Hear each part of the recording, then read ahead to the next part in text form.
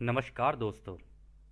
Law of one यानी एक का कानून या कह लीजिए एक का ज्ञान, यह दूसरा सत्र है जो कि जनवरी 20 1981 को रिकॉर्ड किया गया और इस किताब में छापा गया।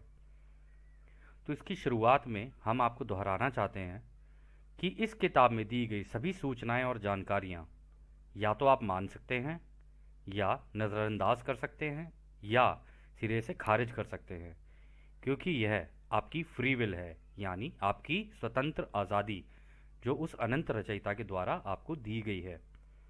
तो अब हम इस सत्र का प्रारंभ करते हैं। तो रा कहते हैं, हम तुम्हारा अनंत रचयिता की रोशनी और प्रेम में स्वागत करते हैं। अब हम बात करने के लिए तैयार हैं। तो डॉन कहते हैं, मैं अनुमान लगा रहा हूँ कि ऐसे काफ़ी लोग होंगे जो समझेंगे कि आप क्या कहना चाह रहे हैं। हमारी रुचि है कि हम आपकी और हमारी वार्तालाप की एक किताब बनाएं। क्या आप इसके लिए तैयार हैं? अगर हाँ, तो क्या आप हमें अपना इतिहास बता सकते हैं? तो रा कहते हैं, हम तुमसे बात करने के इच्छुक थे, इसलिए हमने भी तुम्हें संपर्क किया। हालांकि कुछ ही लोग होंगे जो बिना किसी भेदभाव के इस वार्तालाप की गहराई को समझ पाएंगे जो हम कार्ला द्वारा तुम्हें दे रहे हैं। यदि यह तुम्हारी इच्छा है कि तुम इसे दूसरों से साझा करो, तो इसे इस तरह से प्रस्तुत करना कि वो इसे अपनी ज़िंदगी से जोड़कर देख सकें और अपने खुद के निष्कर्ष पर खुद ही पहुंच सकें। यदि एक जाग गया, क्या सब नहीं जाग गए? इसलिए तुम्हारी जैसी इच्छा होगी हम वैसे ही बात कर लेंगे। सीखना और सिखाना एक सबसे पहला हिस्सा है इस एक के ज्ञान का। तो डॉन कहते हैं, क्या आप हमें अपना पहले का इतिहास बता सकते हैं इस मायाजाल में? जैसे कि शायद हमारी धरती पर पैदा होना या फिर इस धरती की पहले की सभ्यताओं से आपका संपर्क, तब शायद हम इस किताब की शुरुआत कर सकें। तो रा कहते हैं, हम जानते हैं कि तुम इस किताब को लिखना चाहते हो। हमें पता है कि हम कहाँ जन्मे, इनमें भी तुम्हारी रुचि है। हमें पता है कि इतिहास में भी तुम्हारी काफ़ी रुचि है, परंतु हम मांगेंगे कि इस बात पर तुम ज़्यादा ध्यान न दो। हमारी जानकारियाँ ज़्यादातर आध्यात्मिक हैं, ना कि ऐतिहासिक, परंतु फिर भी हम तुम्हें यह बताते हैं क्योंकि हमें लगता है कि ये नुकसानदेह नहीं है, और अगर ध्यान से देखी जाए तो तुम इसकी गहराई को समझ पाओगे। हम ग्रहों के महासंघ का हिस्सा हैं जो 11,000 साल पहले तुम्हारी दो बड़ी सभ्यताओं के पास आए थे, जो कि उस एक रचयिता की प्रकृति या रचना से काफ़ी जुड़े हुए थे। ये हमारा भोलापन ही था कि हमें लगा कि इनसे आमने सामने मिलकर इनसे सीखा और सिखाया जा सकता था, क्योंकि हमें लगा कि इनमें इनकी आज़ादी का उल्लंघन को खतरा नहीं है। और ये हमें इसलिए लगा कि इन सभ्यताओं का अपनी प्रकृति को देखना ऐसा था कि वो सब में रचयिता को ही देखते थे, या कह लो मानते थे। हम जिनकी सेवा या मदद को आए थे उन्होंने हमारा स्वागत भी किया।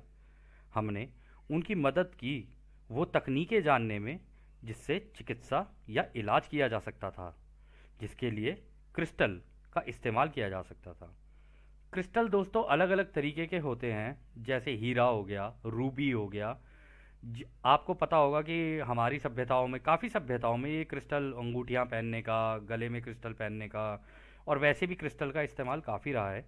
तो अब यहाँ पे उन्हीं तरीके के क्रिस्टल्स की बात हो रही है। तो वो कहते हैं कि क्रिस्टल जैसे कि अलग अलग तरीकों के हीरे या हीरे जैसी चीज़ों से कैसे इलाज किया जा सकता है, हमने यह भी बताया था। हमने उनको इसका तरीका बताया कि किस हीरे को किस समय और वक्त पर इस्तेमाल किया जा सकता है, और किसी की आत्मा, शरीर और दिमाग ठीक किए जा सकते हैं। इसलिए जिसको तुम पिरामिड बोलते हो ना, वो बनाए गए। हमें पता चला कि ये सब ज़्यादातर उनके लिए रख लिए गए जो ताकतवर या ताकतवर पदों पर थे। ऐसा करने का हमारा कोई उद्देश्य नहीं था। जो हमारे साथ के भाई दक्षिणी अमेरिका में भी थे, वो भी ऐसा ही कर रहे थे। परंतु वहां पर भी यही हुआ। परंतु उन्होंने हार ना मानी। कुछ समय बाद जब उनको लगा कि इससे कुछ नहीं हो रहा है, तो वह भी चले गए। परंतु हम नहीं गए। हम तुम्हारी ही घनत्वता में रहे, क्योंकि हमें लगा कि हमारे आने की वजह से वहाँ के लोगों की सोच में जो बदलाव आया वो कहीं से भी एक के ज्ञान का नहीं था। हमने कोशिश की उस समय के शासकों से मिला जा सके, जिसको तुम मिस्र और पश्चिमी फिलिस्तीन होली लैंड कहते हो। काफ़ी कोशिशों के बाद 18वें राजवंश में, जैसा कि तुम्हारे इतिहास में बताया गया है, एक राजा हुआ करता था जिसकी सोच हमारी सोच से मिलती जुलती थी, क्योंकि वो एक वॉन्डरर या कह लो घुमक्कड़ या कह लो पथिक या कह लो यात्री या कह लो एक रमता जोगी था। अच्छा दोस्तों, ये जो शब्द है ना, वॉन्डरर, पथिक, यात्री, रमता जोगी, ये इस महासंघ के ही भेजे हुए लोग होते हैं जो इस धरती पर पैदा होते हैं उस अनंत रचयिता का काम करने के लिए और इस एक के ज्ञान को दूसरों में बांटने के लिए। परंतु ये वॉन्डरर और ये घुमक्कड़ असलियत में क्या है ना, यह भी आपको आगे जाके और गहराई से पता चलेगा। तो वो आगे कहते हैं, उसकी उम्र काफ़ी कम थी और उसका नाम आमुन था। लोग उसकी भगवानों की तरह या कह लो भगवानों के साथ पूजा किया करते थे। आमुन को अपने आप की पूजा कराने से घृणा होती थी, इसलिए उसने अपना नाम बदलकर अखनातेन रख लिया, क्योंकि उस जमाने में सूर्य एक उड़न तश्तरी जैसा दिखता था और जो तश्तरी सूर्य के इर्द गिर्द बनी हुआ करती थी उसको वहाँ की भाषा में आतेन कहते थे। अच्छा दोस्तों, ये आप में से बहुत लोगों को नहीं पता होगा कि उस ज़माने में, इन्होंने कहा ना 11,000 साल पहले, उस ज़माने में हमारे सूरज के आसपास मतलब चारों ओर एक रिंग हुआ करती थी, जैसी आज आज के ज़माने में शनि ग्रह पर है। तो वो रिंग पहले हुआ करती थी, परंतु वो रिंग गई कहाँ, ये अभी आपको आगे पता चलेगा। तो फिर वो आगे कहते हैं, इसलिए उसको एक का ज्ञान बहुत अच्छी तरीके से समझ में आया और उसने अपने राज्य में हुक्मनामा दे दिया कि यही असली ज्ञान है। यही इस ज्ञान को अगर दूसरों को सिखाया जाए तो हमारा राज्य काफ़ी आगे बढ़ सकता है। परंतु उसके यहाँ के लोगों ने इसको ज़्यादा ध्यान नहीं दिया और ज़्यादा लोगों ने माना भी नहीं। उसके पुजारी, पादरी, उलेमा, प्रीस्ट केवल मुंह से बोलते रहते थे, परंतु आत्मा के ज्ञान की खोज पर ज़्यादा ध्यान नहीं देते थे। जब वो इस घनत्वता का नहीं रहा जिसको तुम मरना कहते हो, तो लोग फिर दोबारा कई देवी देवताओं की पूजा करने लगे। यह सब तब तक चलता रहा जब तक एक और बुद्धिमान, जिसका नाम मोहम्मद था, उसने लोगों को नहीं समझाया कि ये शरीर, दिमाग और आत्मा का रिश्ता क्या है। क्या इसको और खोलकर बताएं? तो डॉन कहते हैं, हाँ, हम इसके बारे में जानने में काफ़ी इच्छुक हैं कि ये एक के ज्ञान से कैसे संबंधित है। आगे आगे हम इससे संबंधित हो सकता है कि कुछ सवाल पूछें, या फिर हो सकता है कि पूरा का पूरा एक के ज्ञान ही पूछ लें अभी, ताकि इस धरती के लोगों के लिए हम थोड़ी छानबीन कर सकें। इसलिए इस तरीके के सवाल आपसे पूछ रहे हैं। आपने बताया था क्रिस्टल या कह लीजिए हीरो से इलाज के बारे में, परंतु हम एक बात कहना चाहते हैं कि यदि आपको लगे कार्ला यदि थक रही है तो आप उस सत्र को वहीं रोक दें। हम बाकी के सवाल अगले सत्र में पूछ लेंगे। थोड़ा सा ये हीरो के इलाज के बारे में बताएंगे क्या हमें ज़रा? तो रा कहते हैं, हीरो से इलाज का सिद्धांत किसी भी शरीर के माया जाल के रूप और अंदर से वह कैसा है उसके ऊपर निर्धारित करता है। कुछ हीरे शरीर की ऊर्जाओं पर काम करते हैं, कुछ आत्मा की ऊर्जाओं पर काम करते हैं, कुछ आत्मा से दिमाग की ऊर्जाओं पर काम करते हैं, कुछ ऐसे भी होते हैं जो दिमाग और शरीर का संतुलन बनाने का काम करते हैं। ये सारे हीरे और सारे हीरो से इलाज वाले काम के लिए एक पवित्र आत्मिक व्यक्ति की भी ज़रूरत होती है, जो इसकी ऊर्जा को शुरू और संचालित कर सकता है। बिना ऐसे व्यक्ति के ये हीरे किसी काम के नहीं हैं। और जो चीज़ इसके लिए सबसे ज़रूरी है कि जिस ग्रह पर तुम रह रहे हो उसके साथ इसको सीधाई में मिलाना। इसके साथ साथ जो बाहर से ब्रह्मांडों की किरणें आ रही हैं वह एक ग्रह का माहौल बनाती हैं, उसके साथ भी सीधाई रखना। अलग अलग आकार के अनुसार, और इस सिधाई की प्रक्रिया से ही ये शरीर, दिमाग और आत्मा के संतुलन का काम किया जाता है। सभी तरह के हीरो की जानकारी अभी देना काफ़ी मुश्किल है हमारे भाई। तुम चाहो तो बाद में पूछ सकते हो। कौन से तरीके का हीरा चुनना, इसका ज्ञान होना बहुत ज़रूरी है। हर हीरे की निर्मलता अलग होती है, परंतु ज़्यादातर पवित्र हीरा, जिसको तुम डायमंड कहते हो, या रूबी का इस्तेमाल हो सकता है। इन सब के साथ एक पवित्र आत्मिक ज्ञान के व्यक्ति का भी होना बहुत ज़रूरी है। इसको रचयिता के प्रेम और रोशनी का इस्तेमाल करना आता हो। इसके लिए एक शुरुआती काम होता है जो ध्यान लगाकर ही सीखा जा सकता है और इस्तेमाल किया जा सकता है। क्या और कोई छोटा सवाल है क्या हमारे भाई तुम्हारा? डॉन कहते हैं, हाँ, आपने कहा था कि इन हीरो के इस्तेमाल से इलाज के लिए पिरामिड बनाए गए। क्या इसके बारे में थोड़ा बता सकते हैं? क्या ये पिरामिड आपने बनाए? अगर हाँ, तो किस उद्देश्य से? तो रा कहते हैं, ये जो बड़ा वाले पिरामिड हैं वो हमारी क्षमता से बनाए गए हैं, इस एक के ज्ञान की शक्ति का प्रयोग करके।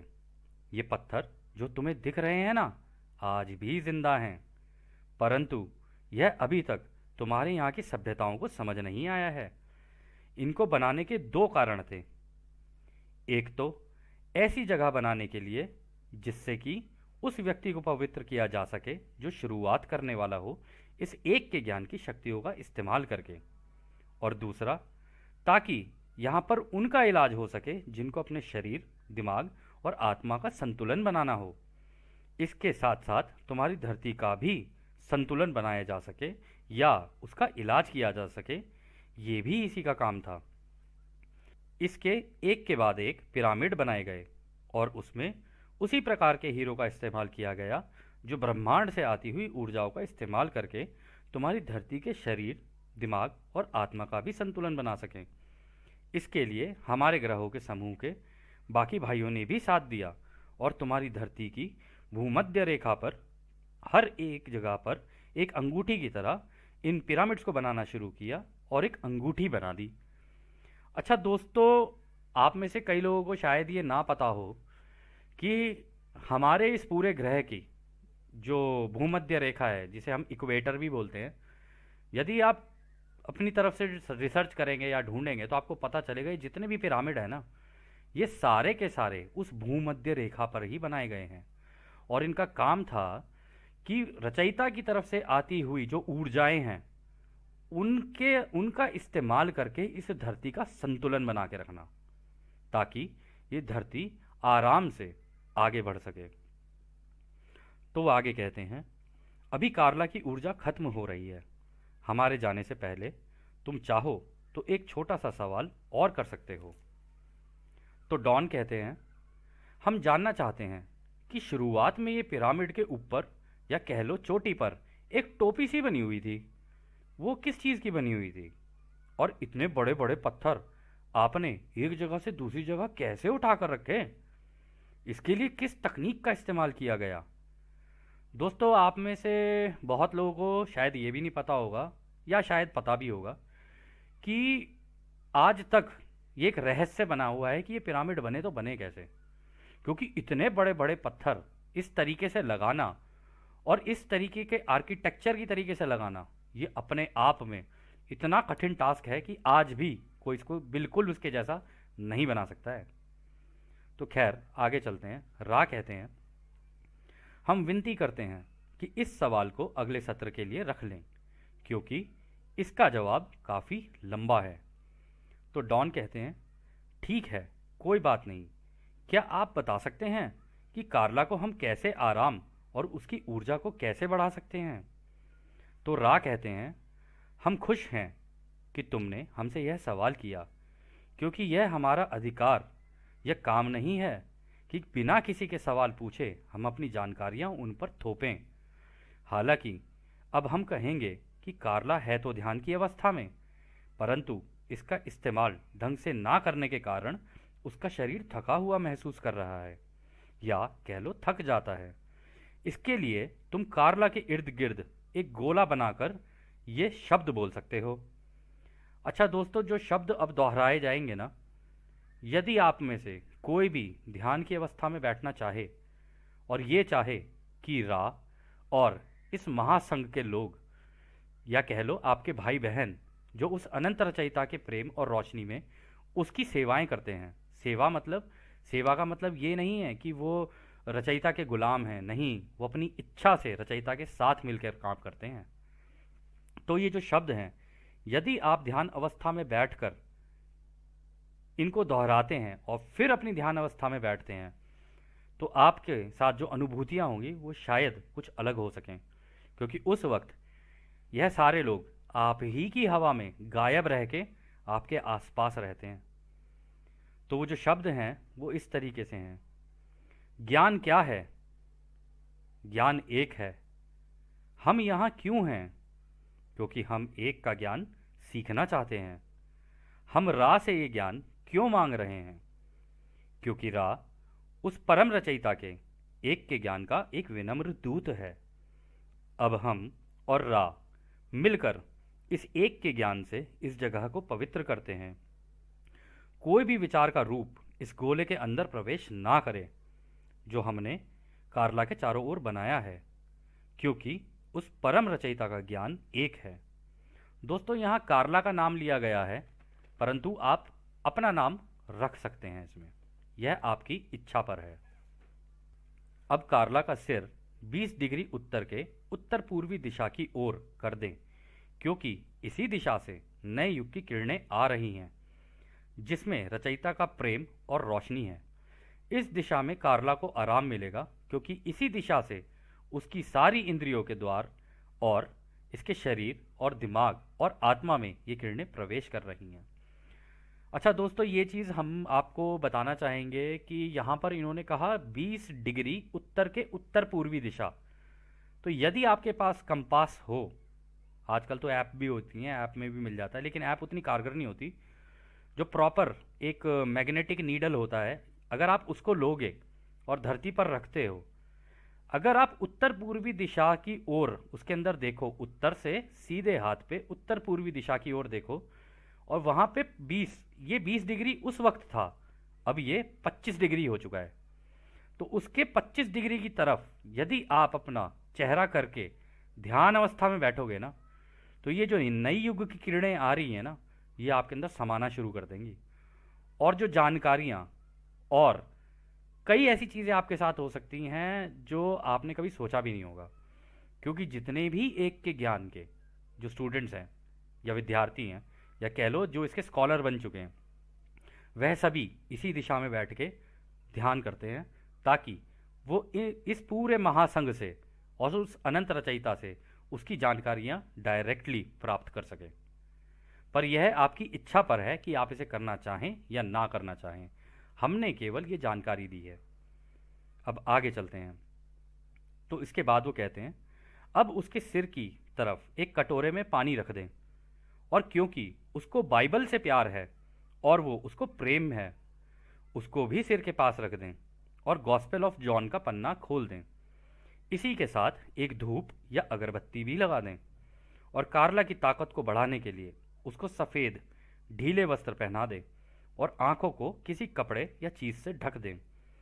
एक आखिरी बात जो हम इसमें जोड़ना चाहेंगे कि यह सीखने और सिखाने का काम जो हम कर रहे हैं, इसको सूर्य उगने से पहले करें, ताकि सूर्य की रोशनी से कमरे में ज़रूरत से ज़्यादा उजाला ना हो। अच्छा दोस्तों, यहाँ पर इन्होंने कहा बाइबल, तो कहीं आप ऐसे मत सोच लेना कि ये, अरे ये कहीं क्रिश्चियंस का तो कुछ नहीं है, अरे कहीं ये उसका तो कुछ, या ये मुस्लिम वो तो कुछ नहीं है। ऐसा नहीं है। जब इस किताब में आप आगे आगे बढ़ोगे ना, आपको पता चलेगा हर धर्म के बारे में इन्होंने बात की है इसके अंदर।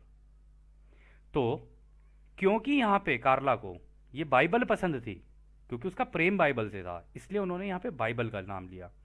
यदि आप ये जानकारियाँ ध्यान अवस्था में समाधि में जाकर कर रहे होते ना, तो जिन चीज़ों की जानकारियाँ आपको है ना, या आपकी जो भी फेवरेट किताब है उसके द्वारा, उसमें से फिर आपको चीज़ें बताते, या उसके अलावा भी जो चीज़ें बताते उसके द्वारा ही आपको बताते।